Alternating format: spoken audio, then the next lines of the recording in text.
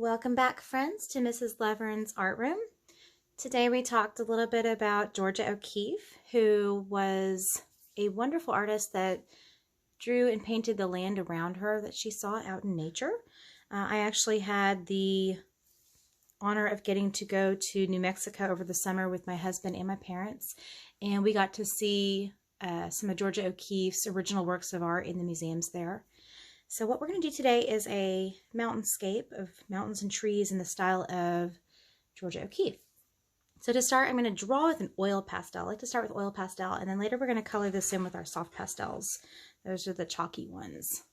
So what I'm going to do to begin is I want to start making some kind of foothills of a mountain. Kind of rolling up. I'm going to start on one kind of bottom of my page and draw a line coming up like that. Okay, then I'm going to, any of those little flakes that fall off, you can just kind of brush those to the side. Then I'm going to come up a little bit, just right about there. Make another upward line. And across the middle here, I think I'll add another one. There's no right or wrong way to do this. These are your hills or mountains. Alright, and I think I'm going to add one more here. And I like to work in odd numbers. 1, 2, 3, 4. So I'm going to do one more here. Odd numbers tend to be more interesting in art to look at. So we're going to stop with 5 here. 1, 2, 3, 4, 5. I've got 5 little mountains going on. And Georgia O'Keeffe would exaggerate these big, large trees. And we're going to do trees that almost, what I describe them as looking at, like as gumdrops, like big gumdrops almost, is how she has done some of hers. So I'm going to draw in the middle here this big semi-oval arch coming up off the middle. And we're going to add, I'm going to stick with the 5. I like my 5 here. I'm going to do 2 more here and 2 more on the other side here, on both sides of it.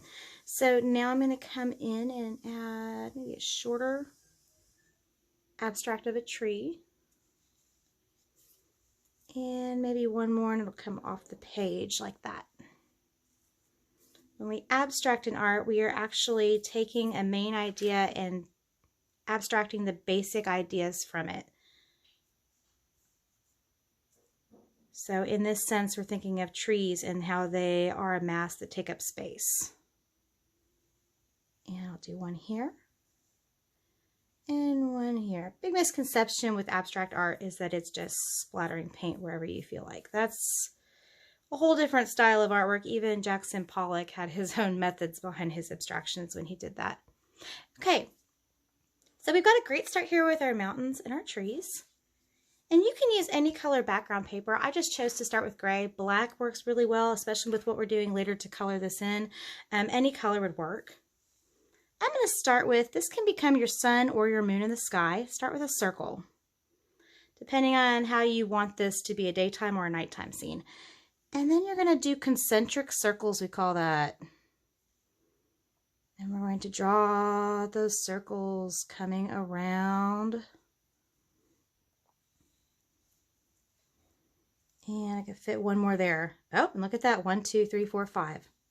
Okay. And then we got this background area in here. So now that we have this drawn, and by the way, if I'm going too fast, students, you may pause the video to continue on. I'm going to go back and check to see if there's any more little areas like right in here. I can close that line up. There, right there. And good. Get that closed in there because we're about to add the color.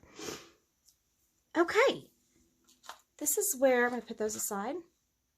I've got my chalk pastels, and this is just a basic kit that I'm using for this today, just to show you what we have in the classroom. Just some basic colors, your cool colors and warm colors.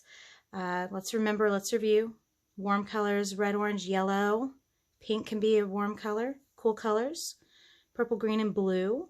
And then you have the tints and shades of those that can fall into that category. So I've got a light blue and a light green that would be, is that going to be warm colors or cool colors up here? That's right, cool colors. Okay, light blue and light green are going to go in that cool color family. So what I'm going to do is I think I'm going to make mine a nighttime sky up here. So I'm going to work with some cool colors. I think I'm going to start off with a light blue And with the pastel, you don't want to press too hard. You don't want this to be breaking off into chunks and have lots of dust flying around. No, I'm doing this. So I'm going to lightly color in that circle there. And what I can do to blend it is just take your pinky finger and you can do a little blending. Or if you have a cotton swab, you can use that. Or tortillon, which is a blending stump for blending your colors with. If you ask me, I might be able to get those out for you. All right, and now I'm going to go in and add my next round of color. Adding some darker blue, still working in my cool colors. I'm going to stick with cool colors up in the sky. And again, I'm just going to use my pinky there, kind of swirl that together. All right, I think here I'm going to switch into maybe this light green. I like this color here. This is really nice. And I'm not pressing too hard. I'm not leaving a lot of dust behind. There's a little piece there that broke off. That's okay. If you just lightly use these, then we can have them last much longer for us. Very nice. I like the feeling of the pastel on my fingers. This is one of those mediums that I really enjoyed when I went into art school, when I was in college. I know I talk a lot about that with you guys. This was one of my favorite mediums to work with. I think I'm going to do a little bit of mixing here. I'm going to take this darker green, shade in a little bit there, and a little bit in that corner, because this is all going to kind of fit into that space. And I think I'm going to add a little bit of white to it. I'm going to go ahead and break this in half. I don't need it so big. Okay, and I'm going to add a little bit of white into there. And I kind of like how that looks without even blending. I might just leave it like that. I think that looks kind of cool. Alrighty, and I'm going to come back in. I think I want to do some more working with the light blue. I'm going to go a little bit faster here so you guys have more time in class to get going on this. Alright, and then we'll go back to dark blue in here. And it's up to you. You could even leave it without blending if you kind of like that, we call it scumble, that scumbled look going on where some of the paper's showing through. Now lightly blow. Don't blow too hard. We don't need this flying across the table to your partner, the person in front of you. So I did warm color or cool colors up here. So I think I'm going to use warm colors down here into the mountains. And I'm going to start with, oh, let's do this pretty bright orange. This big tree here. These are trees in the middle here. Do a pretty orange there. I think I might mix in even a bit of yellow into that. See what happens here.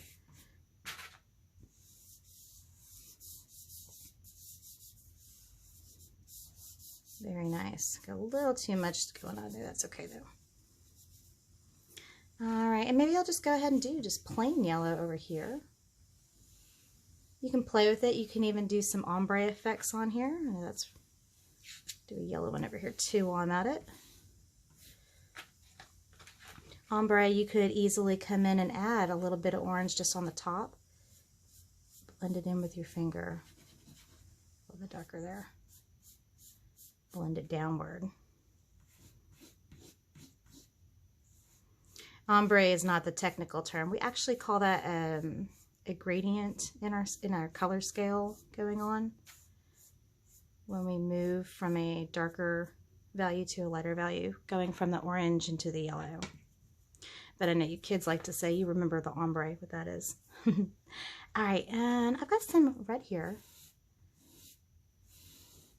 I do want a red there. I think I want a red down here as well.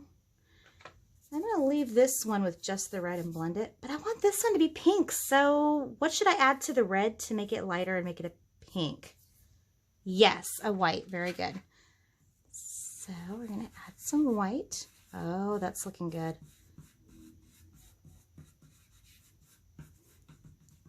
Very nice.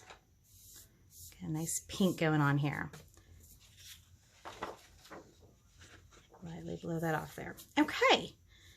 Now I've got my rolling foothills of these mountains in here, these mountains that we're rolling through to get to the tall trees. I think I'm going to do kind of a mix of different colors in here. I'm going to start with, I'm just going to go with what I'm feeling. I'm feeling rainbow today. Rainbow mountains, having some fun with this. I start with some cool colors so that I don't have warm colors touching my trees. Otherwise the trees may get lost into the mountains if I do that. So I want to keep them a little separate. Do a little bit of this light blue in here. Again, I'll blend that with my fingers.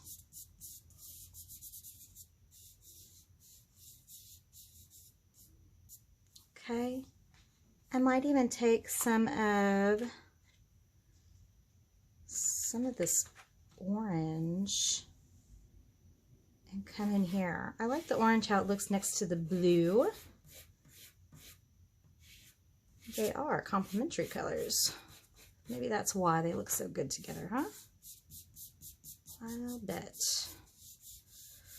All right, and over here, let's finish up with a little bit of yellow. All the way to the edge of my page. It's looking pretty good. Now I can go back in here and add some highlights. Or maybe to you there's snow caps on them. To me, I'm just adding some little highlights in there.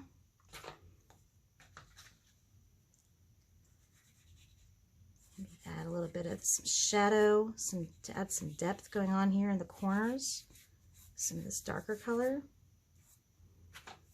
All right, however you want to finish up and add details to this. Might even take a little bit of black here. Black will kind of darken that and give me a nice shadow. There we go, but just a little bit. Black you use very sparingly. All right, so to finish this is looking really good. I'm going to go back over. My hands are pretty dirty. That happens in art. Means I'm an artist. Now I'm going to go back over all of my lines. I'm going to redraw these lost lines back in here. Gently. Don't have to press too hard.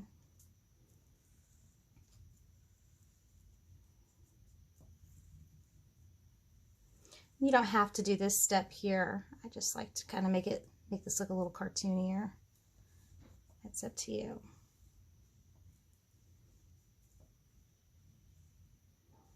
We're all about having individual art in our art rooms. We don't like everything to look exactly the same. That look boring.